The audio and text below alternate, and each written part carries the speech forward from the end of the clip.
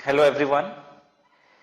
आज की क्लास में हम लोग हाउस प्रॉपर्टी से रिलेटेड कुछ प्रैक्टिकल प्रॉब्लम करेंगे और कुछ एमसीक्यूज क्वेश्चन को भी सॉल्व करेंगे। सबसे पहले जो क्वेश्चन हम लोग करने जा रहे हैं वो क्वेश्चन मैं खुद फ्रेम करूंगा आपके साथ, और ये बहुत ही स्मार्ट क्वेश्चन है और मुझे उम्मीद है कि ऐसा क्वेश्चन एग्जाम में जरूर आना चाहिए। मैंने आपको बताया है कि प्रीवियस ईयर 1920 में ये ऑप्शन शुरू हो गया कि आप दो मकान को सेल्फ ऑक्युपाइड कह सकते हो। पता है इसके पहले क्या था? अभी तक सिर्फ एक मकान को ही आप सेल्फ ऑक्युपाइड कह सकते थे, लेकिन प्रीवियस ईयर 1920 से आप दो मकान को सेल्फ ऑक्युपाइड कह सकते हो। तो पता है इस पर्टिकुलर अमेंडमेंट पे एक क्वेश्चन बन सकता है जो कि एक बहुत स्मार्ट क्वेश्चन होगा। मैं वो क्वेश्चन फ्रेम कर रहा हूं एज बिकॉज पता है मैं फ्रेम क्यों कर रहा हूं, क्योंकि ऐसा क्वेश्चन अभी मार्केट में अवेलेबल नहीं है। क्यों नहीं अवेलेबल है? नया कानून है, तो मेरे जैसा इंसान ही पहले उसको क्रिएट करेगा, तभी तो वो सामने दिखेगा। तो I am creating a question for you and I am very hopeful कि ऐसा क्वेश्चन आपको एग्जाम में भी दिखना चाहिए, राइट? तो इस क्वेश्चन को आप बहुत इंपॉर्टेंट मार्क करेंगे, मेरे साथ नोट करेंगे और सॉल्यूशन भी फिर नोट करेंगे। आइए करते हैं। लिखिए एग्जाम्पल मेरे साथ। Mister x has 3 house property which are self occupied by him। Mister x के पास 3 प्रॉपर्टी है जो कि तीनों की तीनों सेल्फ ऑक्युपाइड है। ये बताइए, अगर 3 की 3 सेल्फ ऑक्युपाइड प्रॉपर्टी है तो क्या इनकम टैक्स मानने को तैयार है? हाँ या ना? नहीं। इनकम टैक्स क्या बोलेगा? कहेगा 2 एसओ मान लो, एक को तो डीएलओ मानेंगे हम, एक तो मान लेंगे किराए पे है, जबकि है नहीं किराए पे, है तो तीनों के तीनों सेल्फ ऑक्युपाइड। ठीक है। Compute his income under head house property, ये क्वेश्चन है। ठीक है। अब क्वेश्चन आपको तीनों प्रॉपर्टी की डिटेल दे रहा है। ए बी सी, मान लीजिए ये 3 हाउसेज हैं। कह रहा है लीजिए सबका municipal value, fair rent, standard rent. जल्दी बताओ, अभी क्वेश्चन बना रहे हैं हम। एनुअल रेंट भी बता दें? बोलो जल्दी से, एनुअल रेंट बता दें। एनुअल रेंट कैसे आ जाएगा बच्चों? मैं क्या कह रहा हूं, ये प्रॉपर्टी क्या है? Self occupied. किराए पे थोड़ी ना है कि एनुअल रेंट बता दूंगा। एनुअल रेंट तो वो होता है ना जो किराया आया है। ठीक है, किराया तो आया ही नहीं ना। ठीक है, तो म्युनिसिपल वैल्यू मैंने बता दी कि म्युनिसिपैलिटी में क्या वैल्यू चल रही है, आसपास की लोकेलिटी, मतलब सेम लोकेलिटी में ऐसे मकान का क्या किराया चल रहा है, और रेंट कंट्रोल एक्ट के हिसाब से लीगली कितना रिकवर हो सकता है ये भी बता दिया मैंने। और क्या बता दूं आपको? म्युनिसिपल टैक्सेस पेड बता देता हूं, म्युनिसिपल टैक्सेस पेड। और क्या बता दूं? इंटरेस्ट बता देता हूं।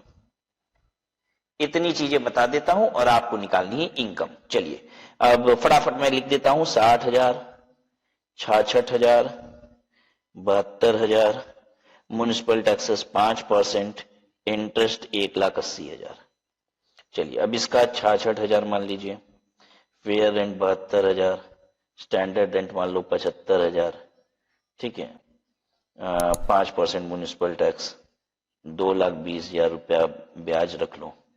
सी का बताओ, सी का 72,000 मान लो, 75,000 ये कर दिया।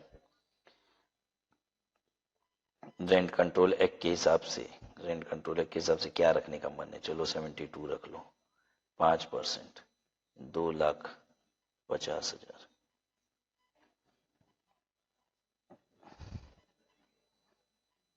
अच्छा, municipal taxes paid 5%। 5% of what? Tell मी।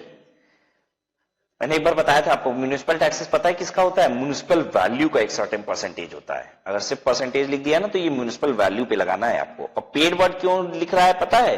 क्योंकि म्युनिसिपल टैक्सेस तभी घटाने को मिलता है जब आपने पे किया है, अप्रूवल बेसिस पे घटाने को नहीं मिलता है, इसलिए क्वेश्चन पेड वर्ड भी यूज कर रहा है, राइट? अब ऐसे क्वेश्चन को कैसे सॉल्व करते हैं, चलिए पहले सुन लीजिए तरीका क्या है, फिर सॉल्व करेंगे। इसमें से 2 को आप एसओ मानोगे और 1 को डीएलओ मानना है। 2 को एसओ, 1 को डीएलओ। तो अब क्या क्या तरीका है, पहले हम इसको और इसको एसओ मान लेते हैं, ए और बी को एसओ मान लेते हैं, ये दोनों एसओ, इसको डीएलओ बोल देते हैं, ठीक है। फिर इन दोनों को एसओ मान लेते हैं, बी और सी को, और इसको डीएलओ मान लेते हैं। फिर ए और सी को एसओ मान लेते हैं और बी को डीएलओ मान लेते हैं। मतलब एक बार ए को डीएलओ बना लो, फिर बी को डीएलओ बना लो, फिर सी को डीएलओ बना लो, एक एक बार एक एक को डीएलओ बना लो, बाकी दोनों जो बच गए उसको एसओ बना लो। इस तरीके से आप सॉल्व कर लो। मतलब ऐसे कर लो, एक बार ए को डीएलओ बनाओ, बी सी एसओ कर लो, फिर बी को डीएलओ बना के ए और सी को एसओ कर लो, फिर सी को डीएलओ बना के ए और बी को एसओ मान लो, और तीनों ऑप्शन में आप क्या करो, इनकम निकालो। जहां पे इनकम कम आ रही है वही वाला ऑप्शन सेलेक्ट कर लो। ये तरीका होता है। तो ये क्वेश्चन ऐसा कभी आपको अभी दिखेगा नहीं, एज ऑन डेट तो नहीं दिखेगा किसी बुक में। रीजन बीइंग कि ये तो नया लॉ आया है, ठीक है। तो अब धीरे धीरे एग्जामिनेशन वगैरह में ये क्वेश्चन आएंगे, तो अब फिर क्या होगा, ये बुक्स में धीरे धीरे इनकॉर्पोरेट हो जाते हैं लोगों के, ठीक है। तो अब ऐसा क्वेश्चन एग्जाम में कैसे सॉल्व करेंगे मैं आपको सिखा रहा हूं। ये अपने आप में एक नई वैरायटी का क्वेश्चन हो गया। चलिए सॉल्व कीजिए। हम लोग क्या क्या ऑप्शन, ऑप्शन वन है हम ए को डीएलओ बोलेंगे एंड बी सी एसओ, ठीक है। तो चलिए निकालिए, ए डीएलओ है तो ऑप्शन वन में इनकम कैसे निकलेगी। सबसे पहले ए की, ए में स्टेप 1 लगाएंगे। ए में स्टेप 1 आप बोलेंगे म्युनिसिपल वैल्यू और fair rent subject to standard rent. Municipal value fair rent subject to standard rent कितना हो जाएगा, म्युनिसिपल वैल्यू फेयर रेंट में से जो ज्यादा होता है subject to standard rent, municipal value fair rent में से जो ज्यादा है 60,000 66,000 और 72,000 सब्जेक्ट टू स्टैंडर्ड रेंट तो 66,000। स्टेप टू होता है annual rent minus unrealised rent, annual rent minus unrealise. अच्छा ओके, डीएलओ है ना, एक सेकेंड बच्चों ऐसे मत लिखो। डीएलओ प्रॉपर्टी में जीएवी ही स्टेप 1 होता है, तो सीधे हम जीएवी लिखेंगे यहां, the property is DLO, GAV is always step 1। क्यों, क्योंकि एनुअल रेंट वगैरह तो होगा ही नहीं ना, ठीक है। लेट आउट प्रॉपर्टी में स्टेप 1 स्टेप 2 सारा होता है। In case of DLO property step 1 is only GAV, क्योंकि कोई स्टेप 2 होगा ही नहीं, ठीक है। कोई स्टेप 2 होगा ही नहीं ना, स्टेप 2 तो कुछ होता ही नहीं है। ये हो गया जीएवी। अब लेस कीजिए इसमें से म्युनिसिपल टैक्सेस। म्युनिसिपल टैक्सेस कितना है 5%, 5% किसका 60,000 का म्युनिसिपल वैल्यू का होता है, 3,000 हो गया।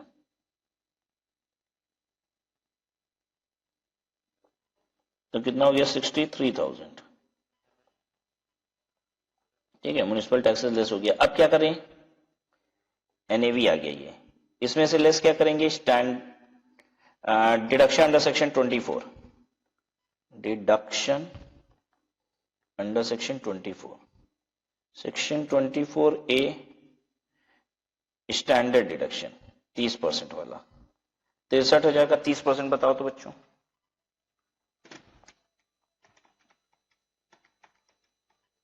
18,900। और सेक्शन 24B इंटरेस्ट कितना घटेगा, इंटरेस्ट पूरा घटता है डीएलओ प्रॉपर्टी में, तो 1,80,000 है, 1,80,000 पूरा घटा दो।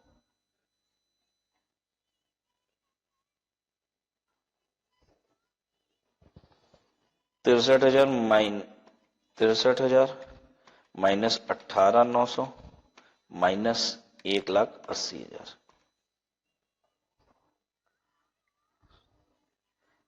ये आ रहा है माइनस 1,35,900, माइनस 1,35,900, ठीक है। अब बी प्रॉपर्टी की बात कीजिए इसी में,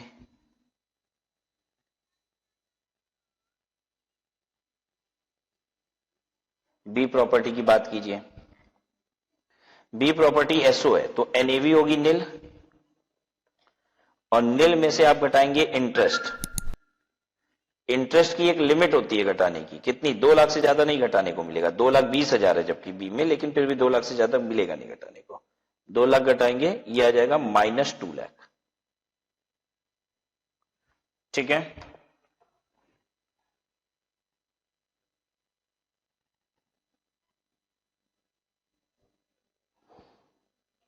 अब सी का बताइए। सी एनएवी नील और माइनस इंटरेस्ट। इंटरेस्ट है कितना? 250 है इंटरेस्ट तो इसका, लेकिन घटेगा कितना? 2 ही लाख रुपया, -2 लाख रुपया। इनकम कितनी हो गई? -5,35,900। ये ऑप्शन 1 में इनकम आ गई। अब वैसे ही ऑप्शन 2 बनाएंगे, ऑप्शन 3 बनाएंगे। समझ में आ रहा है सबको? ये क्वेश्चन थोड़ा सा डिफिकल्ट होगा, ऐसा क्वेश्चन आएगा तो बहुत मेहनत करनी पड़ेगी। अब ऑप्शन 2 बनाइए, इसका हमेशा इसी तरीके से सॉल्व होगा। ऑप्शन 2, ए को हम डीएलओ माने थे, बी को डीएलओ मान लो। बी डीएलओ और ए एंड सी एसओ। तो ए की इनकम कितनी? ए की इनकम कितनी बताओ? ए की इनकम 1,80,000 रुपए का ब्याज घटेगा, एनएवी नील 1,80,000 का ब्याज घटेगा। ठीक है, तो ए की इनकम हो जाएगी एनएवी नील और लेस इंटरेस्ट 1,80,000। ये आ जाएगा इनकम -1,80,000। ठीक है, अब बी की इनकम। बी की इनकम कैसे निकलेगी? जीएवी। जीएवी होता है स्टेप 1, और स्टेप 1 देखो, municipal value of fair rent में से ज्यादा 72,000, सब्जेक्ट टू स्टैंडर्ड रेंट 72,000 हो जाएगा जीएवी। बी का 72,000 GAV. Less municipal taxes. Municipal taxes कितना? 5%। 5% किसका? 66,000 का, 3,300। 3,300 म्युनिसिपल टैक्सेस।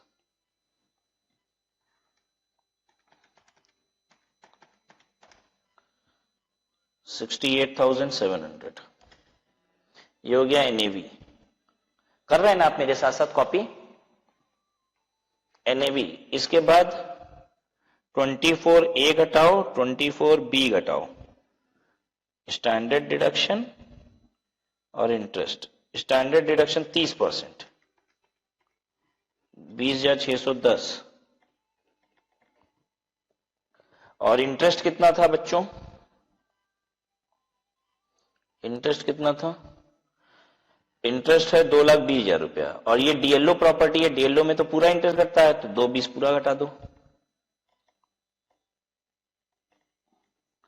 तो 68,700 माइनस 20,610 माइनस 2,20,000, ये हो गया -1,71,910।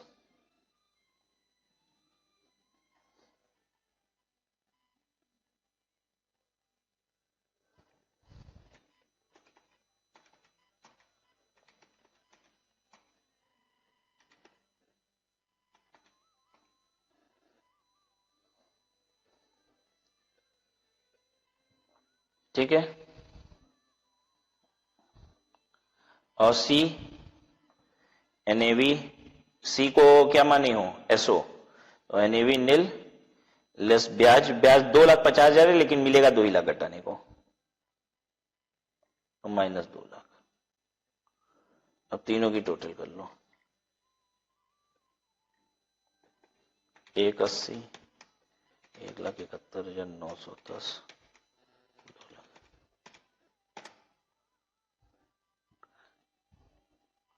5,51,910 निगेटिव है।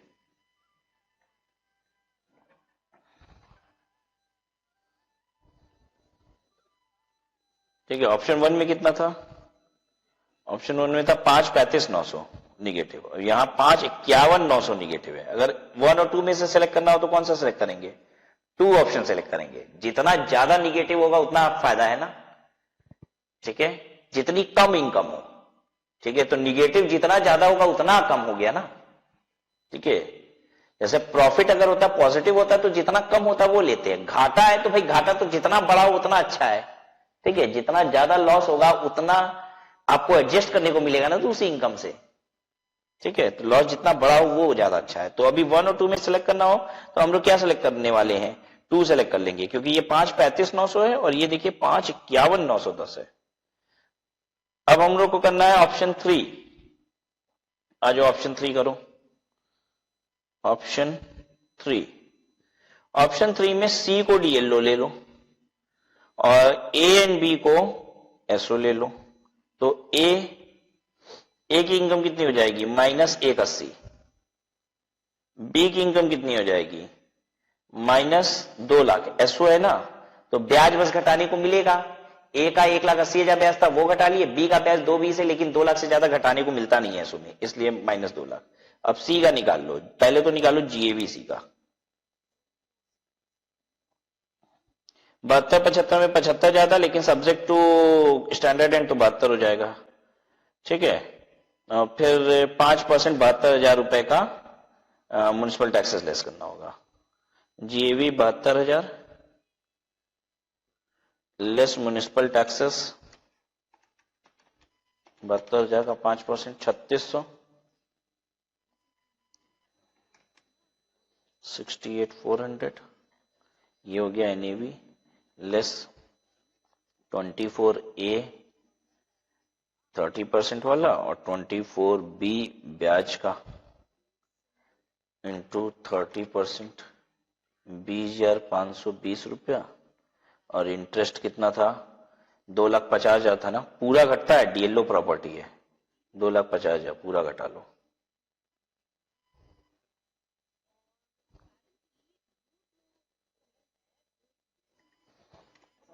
$68,400 माइनस 20,520 माइनस 2,50,000, 2,02,120।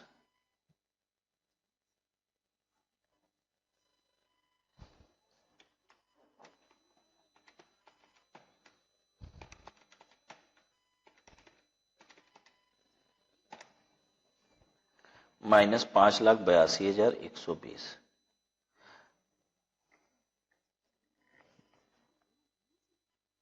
अब देख लीजिए, जहां लॉस है तीनों केस में, तो जहां लॉस सबसे ज्यादा है वही ऑप्शन सही है आपके लिए।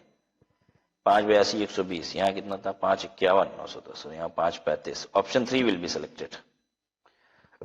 ऑप्शन 3 का घाटा सबसे बड़ा है।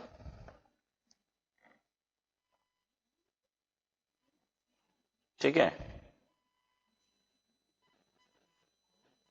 ऑप्शन 3 का घाटा सबसे बड़ा है, लिखिए ऑप्शन 3 will be selected,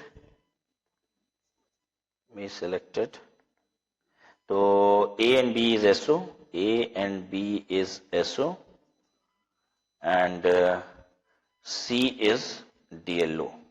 और इनकम फ्रॉम एचपी कितना हो जाएगा, इनकम फ्रॉम हाउस प्रॉपर्टी ये हो जाएगा -5,82,120। ये वाली इनकम कंसिडर होगी।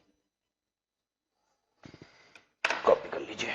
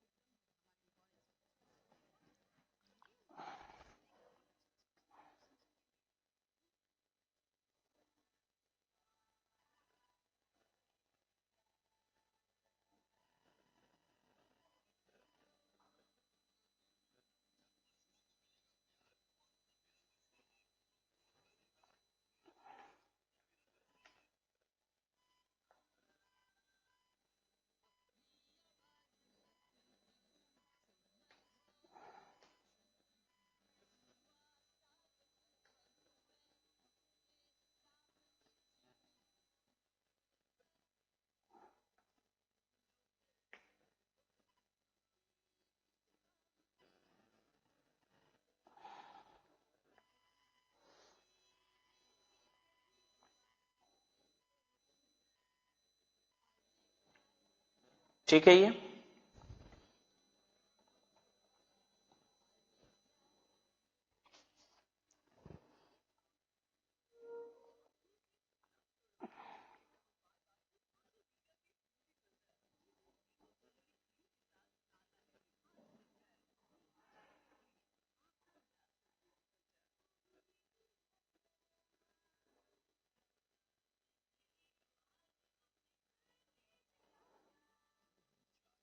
चलिए अब अगला क्वेश्चन देख रहे हैं हम लोग। ये बुक का है आपके इलस्ट्रेशन, और ध्यान दीजिए ये भी एक सुपर टेक्निकल इलस्ट्रेशन है, डिफिकल्ट वाला है, ठीक है। तो मैं आपके साथ एक्चुअली बस वो आसान आसान वाला देखना भी नहीं है जिसमें municipal welfare and whichever is subject to standard and करना है, ठीक है। मैं आपके साथ देख रहा हूं वो सब जो टिपिकल केसेस हैं। तो आइए इसको देखते हैं अब हम लोग illustration. R has the following properties. R के पास ये नीचे दी गई प्रॉपर्टीज है। क्या कहता है इसमें? फ्लैट इन मुंबई है उसके पास, परचेज किया है 1/6/2018 में, यानी करंट प्रीवियस ईयर में नहीं है, करंट प्रीवियस ईयर तो 19-20 है, 18 में परचेज किया है पिछले साल। Which is let out on monthly rent of 4000। इसको 4000 रुपए महीना की किराए पे दिया गया है। The building in which the flat is located was completed on 1/5/2017। कह रहा है जिसमें ये फ्लैट है वो बिल्डिंग बिल्डर ने 2017 में बनाई थी। वो कह रहा है कि मैंने फ्लैट खरीदा था 2018 में और 4000 रुपए महीने के किराए में दिया हुआ है, तो ठीक है। फिर फ्लैट दिल्ली में भी है, कह रहा है इसका कंस्ट्रक्शन हुआ है 10/5/2016 को और ये सेल्फ ऑक्युपाइड है। अच्छा ठीक है भाई, ये सेल्फ ऑक्युपाइड हो गया और ये वाला जो था वो रेंटेड है, मुंबई वाला। फिर क्या कहता है? कहता है गोडाउन है कोलकाता में। अच्छा गोडाउन है कोलकाता में, ये भी तो प्रॉपर्टी हुई, ठीक है। House property can either be commercial house property or it can be residential house property. इसका कंस्ट्रक्शन 2006 में हुआ है और ये 8000 रुपए महीने के किराए पे दिया हुआ है।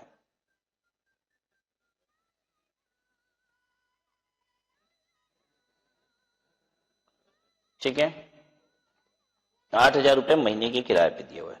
The expenses actually incurred during the year against rental income R. एक्चुअल में क्या क्या खर्चे लगे अब वो देख लीजिए। मुंबई वाला घर ये लेट आउट प्रॉपर्टी है, ठीक है, याद रखिएगा, इसलिए एलओ लिख दे रहे हैं। दिल्ली वाला एसओ है और कोलकाता वाला फिर एलओ है।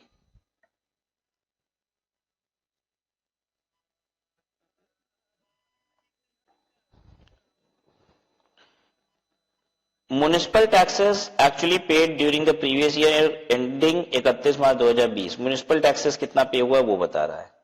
अब ध्यान दीजिएगा एसओ के केस में तो सीधे एनएवी नील होती है। म्युनिसिपल टैक्सेस का कोई काम है? म्युनिसिपल टैक्सेस का कोई काम नहीं होता बच्चों। म्युनिसिपल टैक्सेस कहां घटाते हो? एलओ और डीएलओ प्रॉपर्टी में, जहां जीएवी से शुरू करते हो, ठीक है। जीएवी से म्युनिसिपल टैक्स घटाते तो एनएवी आता है, और एसओ प्रॉपर्टी में तो सीधे एनएवी नील और माइनस इंटरेस्ट बस होता है। तो इसका तो कोई काम ही नहीं है म्युनिसिपल टैक्सेस का, तो इस वाले का कोई काम नहीं है। 2400 ये फालतू की बात कर रहा है मुझसे। 7000 का काम है, 11000 का काम है।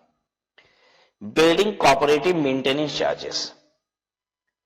अब याद करो मैंने आपको एक बात बताई थी कि जो एनुअल रेंट होता है उसमें से दो चीजें घटाने को मिलती हैं। याद आ रहा है? नहीं याद आ रहा है तो दिमाग पे जोर दो। एनुअल रेंट से दो चीजें घटाने को मिलती हैं, एक होता है बिजली बिल और दूसरा होता है सोसाइटी मेंटेनेंस चार्जेस।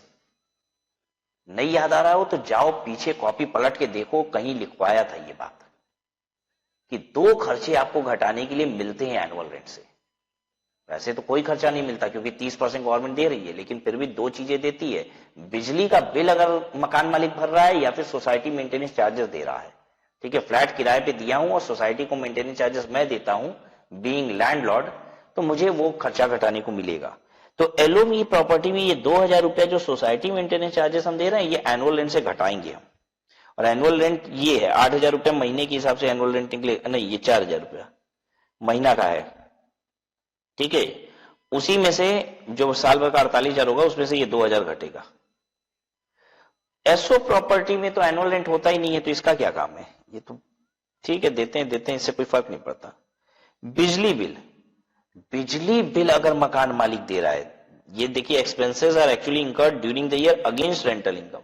ये जो रेंटल इनकम आ रही है उसके अगेंस्ट ये सब खर्चे हो रहे हैं, बता रहा है। बिजली का बिल घटाने को मिलता है, ये मिलेगा घटाने को। अच्छा, अपना बिजली बिल क्या दे रहे हैं इससे क्या मतलब है? एसओ प्रॉपर्टी के बिजली बिल से थोड़ी ना मतलब है।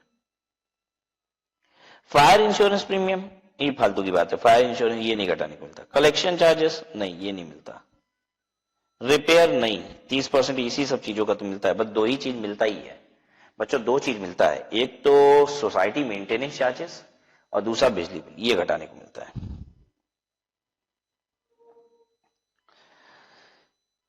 देखा कितना टेक्निकल क्वेश्चन था, कितनी बात सोचनी है, कितनी फालतू की बात कह रहा है, कितने काम की बात कर रहा है। ठीक है, तो अब देखिए यहां पे ये जो 4,000 रुपया महीना दिया हुआ है, ये क्या चीज था?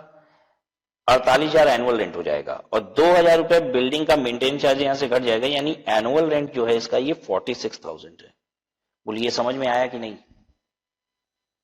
और इसका 8,000 है तो एनुअल रेंट हुआ 12 इंटू 8,000 96,000। 96,000 में से 6,800 घटा दीजिए।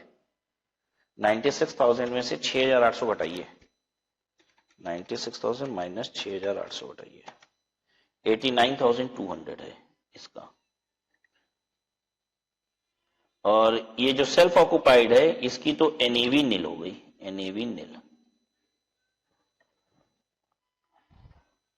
समझ में आ रहा है? तो आगे बढ़ें।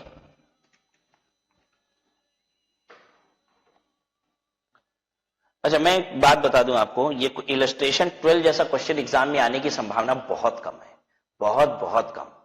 ठीक है, ये बम्पर लेवल का क्वेश्चन है। आपको इसलिए समझ में आ जा रहा है ना क्योंकि आप लोग बहुत तेज हो गए हो। ठीक है, ये एग्जाम में ऐसा क्वेश्चन आने की संभावना बहुत कम है। ठीक है, इस स्टैंडर्ड का क्वेश्चन नहीं आता है, इससे बहुत हल्का क्वेश्चन होता है। ये प्रीमियम क्वालिटी का क्वेश्चन एग्जाम। ठीक है, ये आपके टक्कर का क्वेश्चन है, ऐसे समझ लीजिए। ठीक है, एग्जाम वाला हिम्मत नहीं जुटा पाएगा ऐसा क्वेश्चन देना।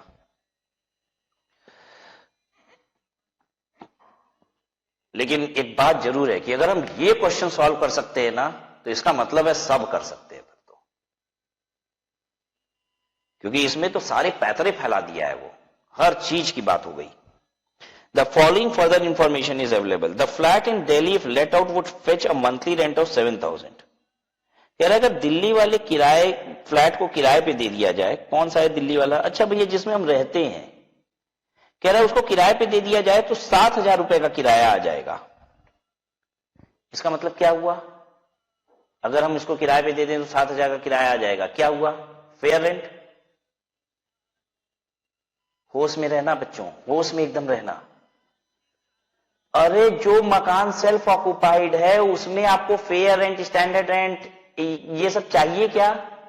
ये सब का क्या काम है? नेवी नील होती है बच्चों वहां, ये सब चाहिए ही नहीं। सेल्फ ऑक्युपाइड मकान का बकवास कर रहा है, आपको गुमराह कर रहा है। ये बहुत स्टैंडर्ड क्वेश्चन है, इसीलिए तो मैंने कहा कि ये क्वेश्चन बहुत स्टैंडर्ड क्वेश्चन है। गुमराह कर रहा है पॉइंट नंबर 1 में। फ्लैट इन दिल्ली, एसओ मकान है, एसओ मकान का अचार डालेंगे क्या? किराए पे जाता होता तो कितने का होता? अरे क्या मतलब है? डीएलओ थोड़ी ना है कि किराया कितना आ सकता था, ये सब सोचना है। सेल्फ ऑक्युपाइड मकान है, कोई मतलब नहीं है इसका। However standard rent of the house 6,000 है। और बकवास देखिए, टाइम पास कितना तेज करा रहा है, आपका समय बर्बाद करा रहा है ताकि पेपर ही पूरा छूट जाए। फालतू फालतू बात इसको सुनाओ, उसी में गुमराह रहेगा और पेपर छूट जाए इसका। एक बात बताइए, मैं आपसे एक बहुत इंपॉर्टेंट बात पूछने जा रहा हूं, आप खुद को आंसर कीजिए इस बात को। आपका जो एग्जाम का पेपर बनता है किस लिए बनाया जाता है? आपको पास हो जाओ इस ऑब्जेक्टिव के साथ बनाया जाता है कि आप फेल हो जाओ? पेपर बनाने वाला क्या सोच के पेपर बना रहा है?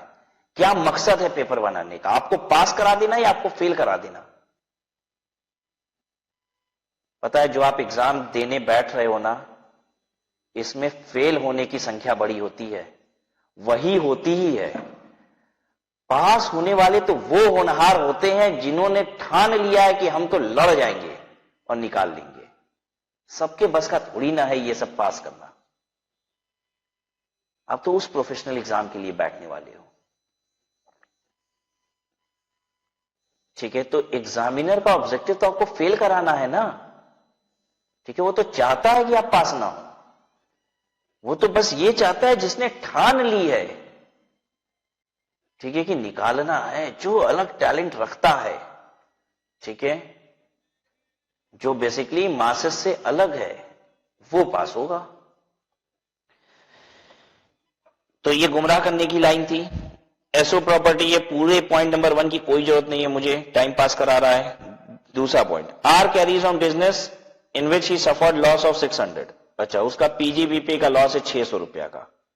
तो अगर हमको क्वेश्चन ग्रॉस टोटल इनकम कह रहा है ना निकालने को, तो हमको हाउस प्रॉपर्टी का जो भी इनकम आएगा उसमें 600 रुपया का हम पीजीबीपी का लॉस भी लगा के टोटल कर देंगे। अच्छा, ये पीजीबीपी है, इसका हाउस प्रॉपर्टी से कोई लेना देना नहीं। फिर R receive consolidated salary of 4000 per month. R को सैलरी मिली है 4000 रुपया महीना की, तो ठीक है, तो 48,000 रुपया यानी सैलरी की भी इनकम है। ग्रॉस टोटल इनकम चाहिए ना, तो हाउस प्रॉपर्टी की इनकम के साथ बाकी 4 हेड की भी इनकम जोड़ेंगे आप। R took a loan of 3,60,000 on 1/4/2010 from a bank at 12% interest per annum. 2010 में कर्जा लिए थे 3,60,000 रुपया का, 12% का ब्याज लगता है इस पे, to construct the house in Delhi. However, on 5/5/2016 it is repaid along with interest। 2016 में 5/5/2016 को आपने पूरा पैसा वापस कर दिया, तो यानी करंट ईयर इंटरेस्ट तो नहीं होगा। ध्यान दो क्या कहता है, आपने लोन लिया, लोन टेकन 1/4/10 और लोन टेकिंग 1/4/10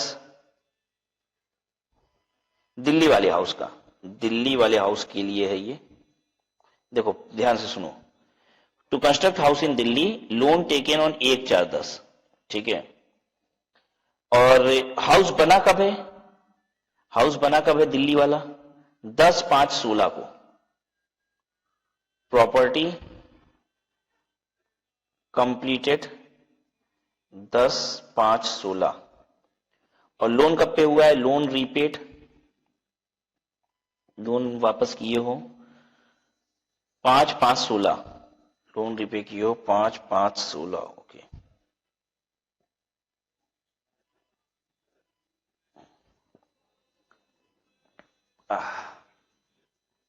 अगर यहां पे ये सब नहीं बताता ना, तो हम जनरली मान लेते हैं कि वो तीनों कंडीशन सेटिस्फाई हुई है। 1/4/99 के बाद का लोन है, या चेक करो 2 लाख के लिए 3 कंडीशन होती है। पहले 1/4/99 के बाद का लोन है, हाँ भैया 1/4/2010 का लोन है, 1/4/99 के बाद का लोन है। दूसरी कंडीशन, लोन प्रॉपर्टी खरीदने के लिए लिया गया है, सेटिस्फाई है, प्रॉपर्टी खरीदने के लिए लिया है। तीसरा, प्रॉपर्टी जिस साल लोन लिया गया है उस साल के अंत से, क्या साल में बन जानी चाहिए, 5 सालों में।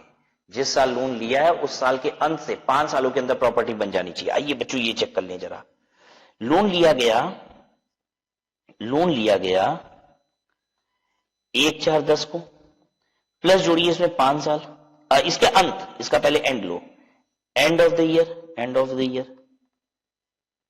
1/4/2010 का अंतिम तारीख क्या होगा साल का, 31 मार्च 2011।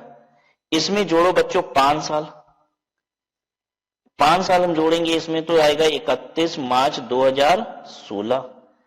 ये है लास्ट डेट जिसपे प्रॉपर्टी कंप्लीट हो जानी चाहिए, 31 मार्च 2016 तक। हुई है 10/5/16 को, 10/5/16 को। क्या 5 साल के अंदर प्रॉपर्टी तैयार हुई, नहीं। यानी लिमिट कितनी हो गई बच्चों, लिमिट हो गई इसकी 30,000। प्रॉपर्टी नॉट कंप्लीटेड इन, अच्छा बाकी 2 प्रॉपर्टी का लोन नहीं बता रहा है तो नहीं होगा, ठीक है। जिसका बता रहा है उसका देख लेते हैं, लिमिट हो गई 30,000। अच्छा, अब इंटरेस्ट क्या है वो भी तो जानना है। प्रॉपर्टी का लोन रिपे हुआ है 5/5/16 को, लोन रिपे हुआ है 5/5/16 को,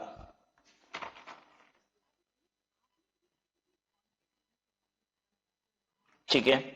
तो लोन रिपे हुआ 5/5/16 को, और प्रॉपर्टी आपकी कंप्लीट हुई 10/5/16 को। तो करंट ईयर इंटरेस्ट तो नहीं है इस बार मेरा, क्योंकि लोन रिपे हो चुका है। करंट ईयर इंटरेस्ट निल। अब प्री कंस्ट्रक्शन इंटरेस्ट निकाल के 1/5 अलाउ करने से पहले जरा ये देख लो, लोन ये देख लो कि क्या ऐसा तो नहीं कि 5 साल पूरा हो चुका है। मतलब समझ लो हम क्या कहना चाह रहे हैं।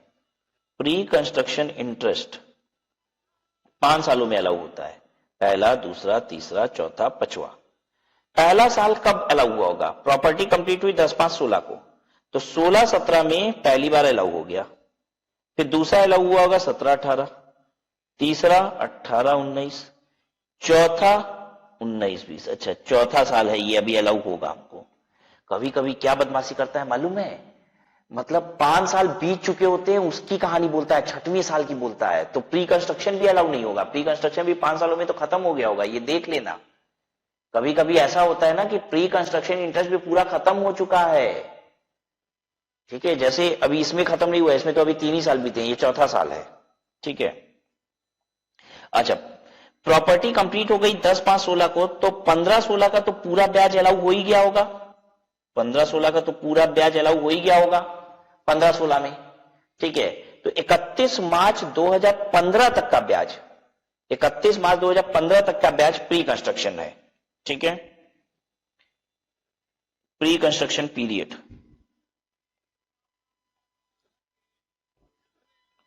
लोन जिस दिन लिया गया वहां से 1/4/2010 से कब तक? 31 मार्च 2015।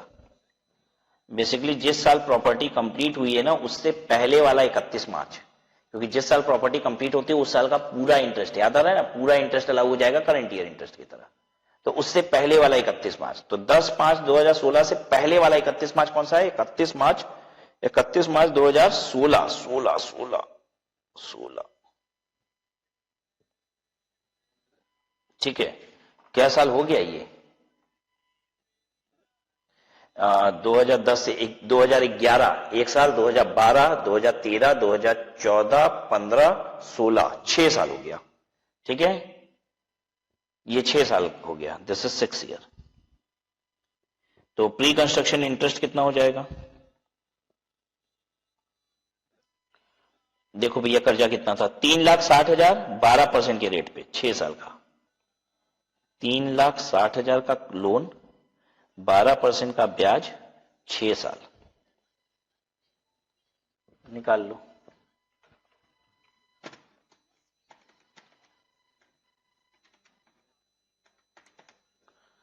ये हो गया 259200, 2,59,200 रुपया, ठीक है। अब इसका 1/5 अलाउ होगा, अलाउड इन PY 19-20। देखिए 5 सालों में ये अलाउ होता है, 19-20 चौथा साल है, यहां भी अलाउ होगा 1/5, 1/5 ऑफ 259,200, 51,840। लेकिन आपको मालूम है ना, लिमिट है 30,000 की, क्यों? क्योंकि 5 साल में प्रॉपर्टी बनाया नहीं, तो लिमिट तो 30,000 की है, तो इसको 51,840 नहीं अलाउ होगा, ठीक है। अलाउड कितना होगा? अलाउड कितना होगा? यहां पे लिख लेंगे सब्जेक्ट टू 30,000, इसलिए कितना अलाउ होगा? 30,000। 30,000 से ज्यादा नहीं मिलेगा।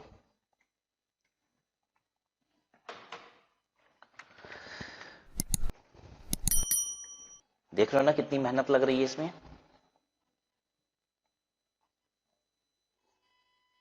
ठीक है। अब ये तो हो गया दिल्ली वाली प्रॉपर्टी का पूरा खेल, एनएवी नील है और 30,000 रुपए इंटरेस्ट अलग होगा। दिल्ली वाली प्रॉपर्टी का खेल खत्म, दिल्ली वाली प्रॉपर्टी का खेल खत्म। सेल्फ ऑक्युपाइड प्रॉपर्टी थी, एनएवी नील, ब्याज घटेगा 30,000, -30,000 हो जाएगा। अब बच गया 2 और प्रॉपर्टी, मुंबई और कोलकाता। मुंबई और कोलकाता का जहां देखो, स्टेप 1 के लिए मुझे चाहिए fair value, municipal value, standard rent, कुछ भी नहीं दिया है। ये क्या तमाशा है, म्युनिसिपल वैल्यू नहीं दिया, फेयर रेंट नहीं दिया, स्टैंडर्ड रेंट नहीं दिया। अगर म्युनिसिपल वैल्यू नहीं दिया तो मैं बता नहीं सकता, मुझे नहीं पता, स्टैंडर्ड रेंट नहीं दिया तो मैं नहीं बता सकता, लेकिन अगर फेयर रेंट ना दिया हो तो मैंने कुछ बात बताई थी, याद करके बताओ। अगर फेयर रेंट ना दिया हो तो वो क्या होता है? एनुअल रेंट के बराबर, याद आया? एनुअल रेंट के बराबर होता है। लेकिन एक बात और बताए थे कि एनुअल रेंट से तो 2 चीज घटाने को मिलती है, बिजली का बिल और सोसाइटी मेंटेनेंस चार्जेस। लेकिन जब फेयर रेंट एनुअल रेंट के बराबर होता है तो ये 2 चीज घटाने को नहीं मिलती है फेयर रेंट से। फेयर रेंट तो होता है एनुअल रेंट के बराबर, लेकिन बिना घटाए वाला, बिना घटाए वाला ये दो चीजें जो एनुअल रेंट होता है ना उसके बराबर होता है। यानी मुंबई वाले फ्लैट का फेयर रेंट पता है कितना हो गया? 48,000। और ये कोलकाता वाले गोडाउन का फेयर रेंट हो गया 96,000। बोलो गलत बोल रहे हैं सही बोल रहे हैं? ठीक है। अब स्टेप 1 मुंबई वाले फ्लैट का क्या होगा? मुंबई वाले फ्लैट का स्टेप 1 यही हो जाएगा फेयर रेंट। बस municipal value fair rent subject to standard rent होता है, बाकी कुछ है ही नहीं है, फेयर रेंट है, वही स्टेप 1 हो गया। स्टेप 2 हो जाएगा एनुअल रेंट 46, दोनों में से ज्यादा क्या? 48। तो जीएवी पता है क्या हो जाएगा? 48,000। जीएवी हो जाएगा बच्चों 48,000।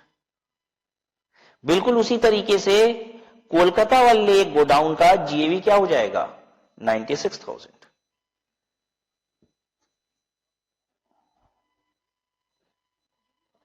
आइए देखिए, मुंबई वाले फ्लैट का जीएवी हो गया 48,000, म्युनिसिपल टैक्सेस 7,000 रुपए ये देखिए था, ये घटा दिया तो 41,000 एनएवी हो गया। ठीक है, 30% स्टैंडर्ड डिडक्शन ले लीजिए तो मुंबई वाले फ्लैट का आ गया 28,700। कोलकाता वाले फ्लैट की जीएवी हो गई 96,000। पता है क्यों? क्योंकि एफआर फेयर रेंट 46,000 था, 96,000 था, और जो मेरा एनुअल रेंट था वो 89,200 था। तो फेयर रेंट ही ज्यादा हो गया स्टेप 1, इसलिए ये क्या हुआ कि ये 96,000 हो गया जीएवी। म्युनिसिपल टैक्सेस 11,000 है, देख लीजिए इसका। म्युनिसिपल टैक्सेस 11,000 घटाने को मिल जाएगा, 85,000 आ गया एनएवी। इसमें से 24 के तहत डिडक्शन 30% का मिल जाएगा 25,500, 30% 85,000 का 59,500 आया। और दिल्ली वाली प्रॉपर्टी का मैंने आपको बताया है कि नील होगा एनएवी और 30,000 इंटरेस्ट कटेगा तो -30,000। ठीक है, अब ये और ये मिला के जो आया वो एचपी की इनकम हो गई। सैलरी 48,000, ये तीनों मिला के एचपी की इनकम और बिजनेस का लॉस 600, तीनों को टोटल कर दीजिए जीटीआई।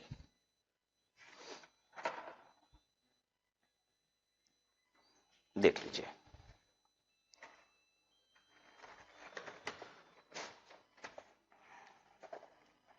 देख लीजिए और बताइए आप मुझे कंफर्टेबल हैं कि नहीं है। ये थोड़ा सा स्टैंडर्ड क्वेश्चन था बच्चों, थोड़ा डिफिकल्ट जरूर लग सकता है।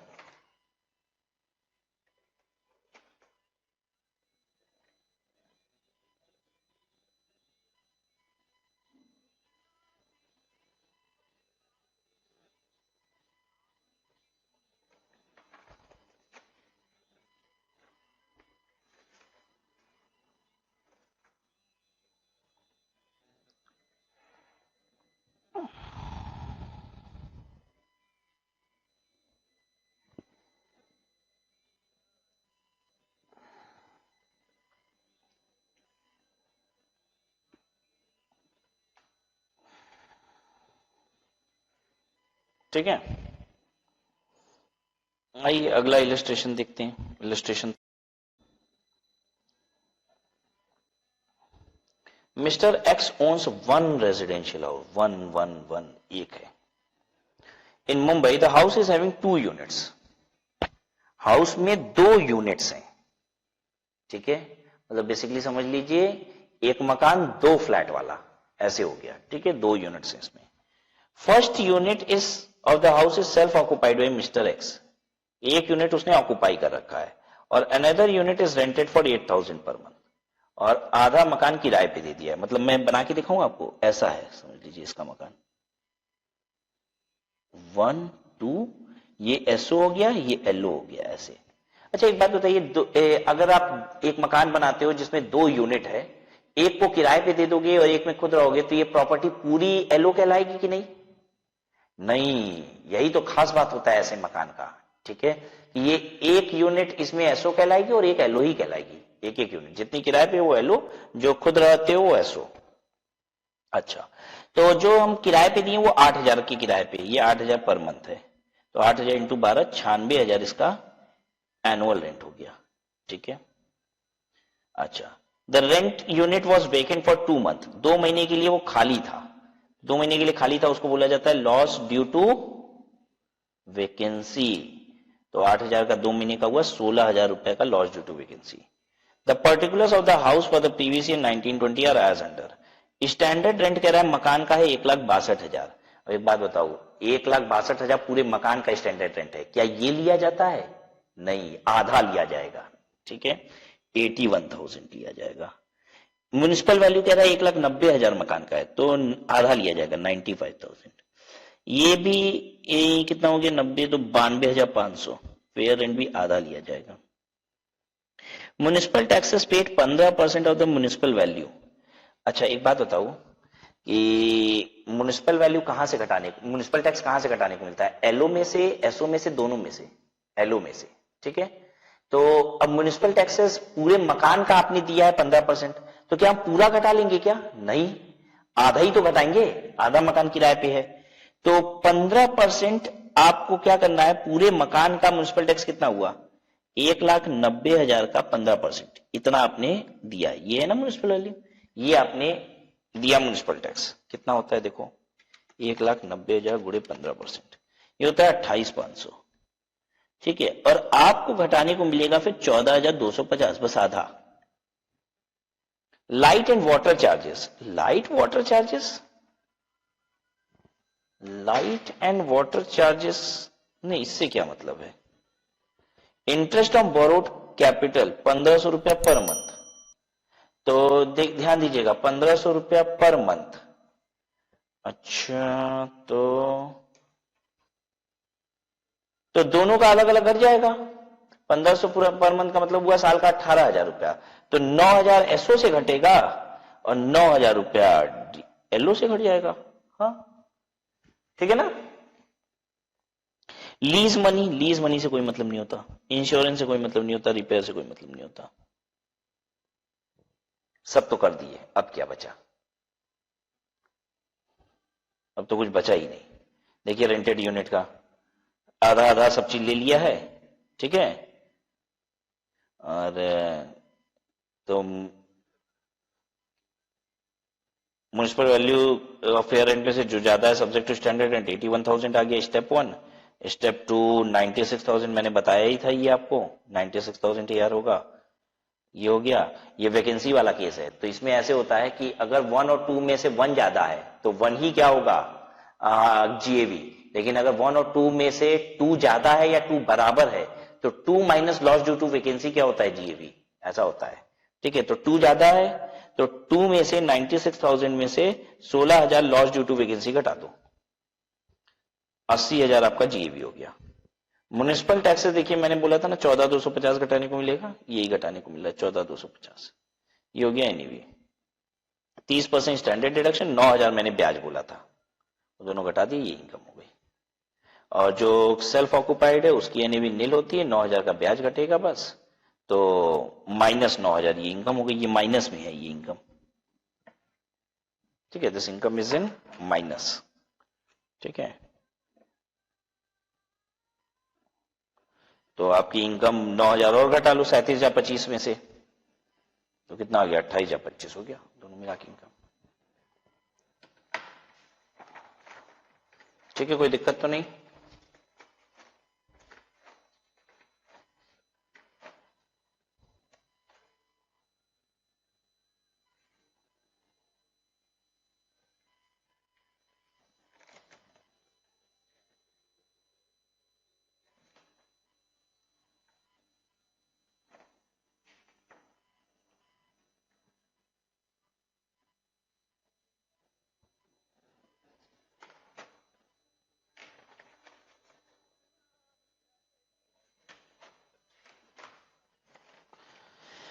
उसके बाद आइए इलस्ट्रेशन, बाकी सब आसान है, मैंने देख लिया।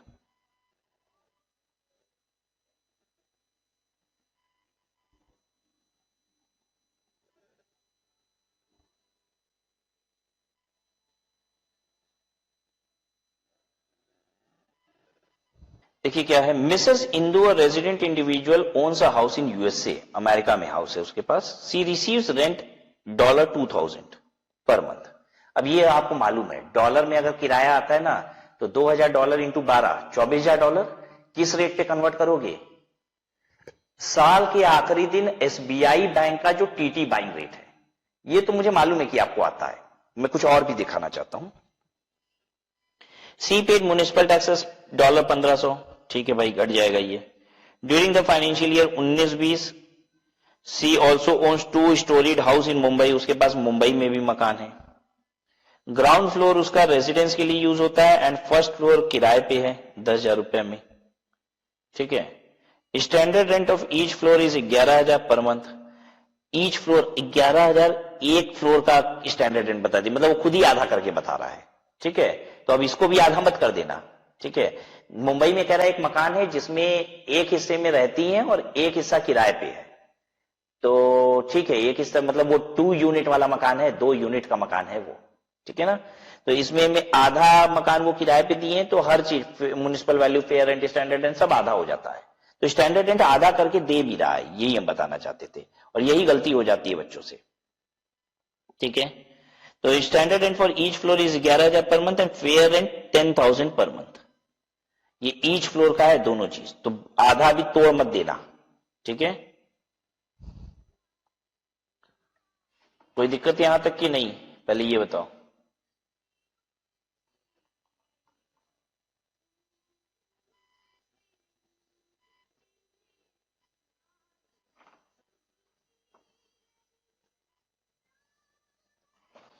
फिर municipal taxes paid for the house amounts to 7,500।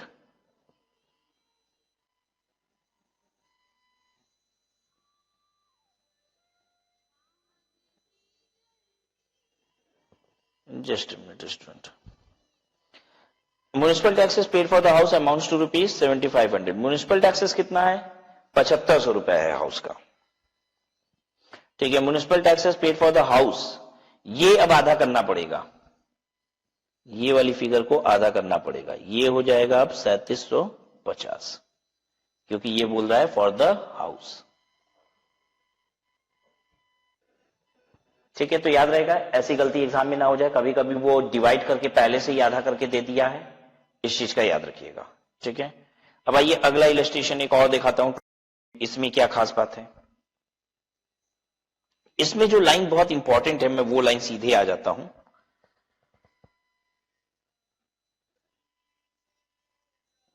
The property, ये देखिए, however property remains vacant for 1 month commencing from March 16, 2020। Property कह रहा है खाली है 1 महीना, कब से? मार्च 16, 2020 से। ध्यान दीजिएगा, प्रॉपर्टी 1 महीना खाली है, जिसमें से आधा महीना करंट फाइनेंशियल ईयर में फॉल करता है 19-20 में, और आधा महीना फॉल करता है 20-21 में। तो इस साल का लॉस ड्यू टू वैकेंसी 1 महीना नहीं है, आधा महीना है। और ये बात पता है मैंने क्यों बताई? इतने बच्चे फोन करते हैं ना इस क्वेश्चन के लिए, ठीक है। वो कहते हैं सर 1 महीना लॉस ड्यू टू वैकेंसी लिखा हुआ है क्वेश्चन में, आपने आधा महीना सॉल्यूशन में क्यों घटाया है? मैं इसलिए बार बार बोल रहा हूं, ध्यान से सुन लीजिए, मुझे इस क्वेरी पे फोन नहीं चाहिए बच्चों का, ठीक है। और अगर आपने ये क्वेरी के लिए फोन किया तो शायद मैं डांट भी दूंगा आपको फोन पे।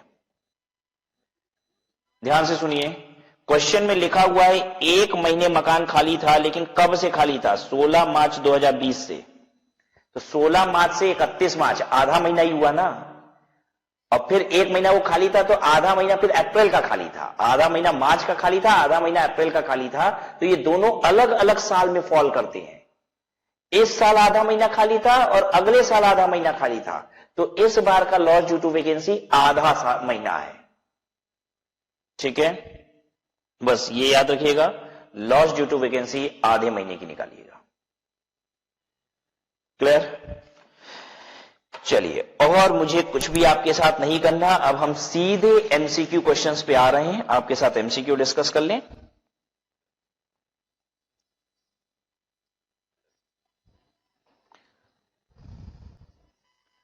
Come on students,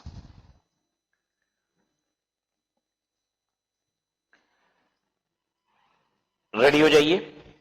vacant site lease rent is taxable as, vacant site का किराया आ रहा है, मतलब खाली प्लॉट का किराया आ रहा है, ये कौन सी इनकम होती है? अगर खाली प्लॉट का किराया आएगा तो या तो वो बिजनेस की इनकम होगी या अदर सोर्सेस की इनकम होगी, ठीक है। अगर खाली प्लॉट किराए पे देना मेरा धंधा है, जमीन खरीदते हैं और प्लॉट किराए पे देते हैं, तो बिजनेस। अदरवाइज एक कोई खाली प्लॉट पड़ा हुआ था, मैंने किराए पे दे दिया उसको, ठीक है, तो ये अदर सोर्सेस की इनकम हो गई, ठीक है। कौन सा किराया हाउस प्रॉपर्टी में आता है? मकान का किराया, बिल्डिंग का किराया, ठीक है। हाँ, अगर एक बिल्डिंग बनी हुई है, अगल बगल खाली जगह भी है, तो पूरा मिला के भी किराया हाउस प्रॉपर्टी का होगा, लेकिन पूरा खाली मैदान है तो हाउस प्रॉपर्टी नहीं होता। तो सी इज द करेक्ट आंसर। दूसरा, treatment of unrealised rent for determining income from house property. Unrealised rent का क्या करते हैं हम लोग? अनरियलाइज्ड रेंट का क्या करते हैं? To be deducted from expected rent, to be deducted from actual rent, to be deducted under section 24 from annual value, to be deducted from both expected rent and actual rent. जो actual में receive होता है ना rent, उससे हम deduct करते हैं, B.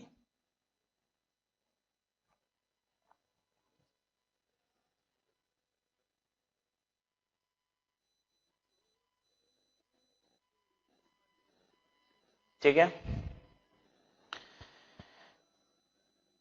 Municipal taxes to be deducted from GAV should be. जो म्युनिसिपल टैक्सेस आप जीएवी से घटाते हो वो कैसा होना चाहिए? Paid by tenant, no. Paid by owner.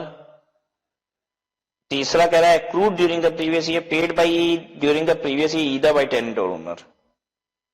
तो आंसर सही कौन सा है? ओनर पे करे। Deduction under section 24A is, कितना डिडक्शन मिलता है 24A में? 30% एनईवी का। Interest on borrowed capital accrued up to the end of the previous year prior to the year of completion of construction is. कह रहा है जो भी इंटरेस्ट जिस साल प्रॉपर्टी कंप्लीट हुई है उसके पहले वाले 31 मार्च तक का जो इंटरेस्ट होता है वो कैसे अलाउ होता है? कह रहा है allowed is deduction in the year of completion, जिस साल प्रॉपर्टी कंप्लीट होगी उस साल अलाउ हो जाएगा। Be allowed in 5 equal annual instalment from the year of completion of construction, जिस साल प्रॉपर्टी कंप्लीट हुई है वहां से 5 इंस्टॉलमेंट में अलाउ होगा। सी कहता है allowed in respective year in which interest accrues और नॉट अलाउड। तो 5 सालों में अलाउ होता है, B is the correct answer. छठवां क्वेश्चन है the ceiling limit of deduction under section 24B in respect of interest on loan taken on 1/4/2019 for repair of self occupied house is. 1/4/2019 को loan लियो repair के लिए और self occupied house. Self occupied house के मरम्मत के लिए अगर कर्ज लोगे तो ब्याज की एक लिमिट है, कितनी? 30,000। ठीक है, 2 लाख की लिमिट है कंस्ट्रक्शन और परचेज के लिए। यहां रिपेयर पूछ रहा था और सेल्फ ऑक्युपाइड पूछ रहा था। अगर लेट आउट प्रॉपर्टी होता ना तो कोई लिमिट नहीं होता, फिर तो मरम्मत की भी कोई लिमिट नहीं है फिर। ठीक है, देखिए किराए के वाले मकान भी सरकार को किराए पे टैक्स मिल रहा है ना, देखिए उसका आनंद है किराए, तो वहां पे ब्याज ज्यादा है तो घटाने दे सकती है सरकार। 7th, where an SSC has 2 houses properties for self occupation, the benefit of nil annual value will be available in respect of. कह रहा है 2 मकान है सेल्फ ऑक्युपाइड, तो नील एनुअल वैल्यू कितने मकान के रिस्पेक्ट में मिलेगा? जल्दी बताओ, एक कि दोनों? दोनों, बोथ द प्रॉपर्टीज। ठीक है,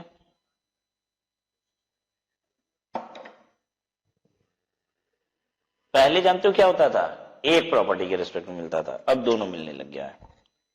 Leena receive 30,000 arrear of rent during the previous year 1920। Arrear of rent मिला उसको, एरियर ऑफ रेंट जानते हो ना, पुरानी डेट से जो किराया बढ़ा देते हैं तो पुराने साल का किराया मिला इसको 30,000 रुपया। द अमाउंट टैक्सेबल, कितना पैसे पे टैक्स लगेगा? अगर 30,000 मिलेगा ना तो 30% कम हो जाता है, तो 30,000 में से 30% कम करोगे तो 9,000 कम हो जाएगा, तो 21,000 पे टैक्स लग जाएगा। ठीक है, और सुनो और लो आनंद। Vidya receive 90,000 in May 2019 towards recovery of unrealised rent. 90,000 रुपया अनरियलाइज्ड रेंट की रिकवरी हुई है, which was deducted from actual rent during the previous year 17-18। 17-18 में आपने इसको घटाया था for determining the annual value. Legal expenses incurred in relation to unrealised rent 20,000 रुपए का लीगल खर्चा भी लग गया आपको ये 90,000 रिकवर करने में, तो इससे मतलब होता ही नहीं है। ठीक है, अमाउंट टैक्सेबल अंडर 25A, कितना पैसे पे टैक्स लगेगा, तो 90,000 अगर मिला है ना 30% कम कर दो, 90,000 माइनस 30%, 30% होता है 27,000 कम कर दो, तो हो जाएगा 63,000 बचेगा।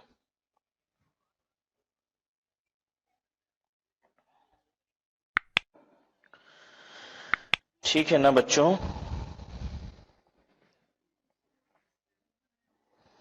क्वेश्चन 10 है, गणेश एंड राजेश आर को owner of the self occupied property. Ganesh and Rajesh को ओनर है, प्रॉपर्टी सेल्फ ऑक्युपाइड है। दे ओन 50% शेयर ईच, दोनों का आधा आधा शेयर है। ठीक है, इंटरेस्ट पेड बाय ईच को owner during the previous year on loan taken for acquisition of the property during the year 2004 is 2,05,000। दोनों लोग 2,05,000 का ब्याज भरते हैं। इंटरेस्ट पेड बाय ईच को ओनर, ध्यान दीजिएगा, टोटल इंटरेस्ट नहीं है, इंटरेस्ट पेड बाय ईच को ओनर। दोनों लोग 2,05,000 का ब्याज भरते हैं, मतलब टोटल ब्याज है 4,10,000 और दोनों आधा आधा मालिक है, तो आधा आधा ब्याज भरते होंगे, 2,05,000 का ब्याज भर रहे हैं। कितना डिडक्शन मिलेगा, the amount of allowable deduction in respect of each को ओनर। तो मैंने आपको बताया था कि अगर एक से अधिक मालिक होते हैं ना, तो हर मालिक को 2-2 लाख का डिडक्शन मिल जाता है, यही फायदा होता है। ठीक है, सेल्फ ऑक्युपाइड मकान है, वैसे तो लिमिट 2 ही लाख की होती है, लेकिन अगर एक मकान को कई लोगों ने मिलकर खरीदा है तो सबको अलग अलग 2-2 लाख की लिमिट मिल जाती है। ठीक है ना, तो देखिए दोनों को 2-2 लाख की लिमिट मिल जाएगी, सी करेक्ट आंसर है।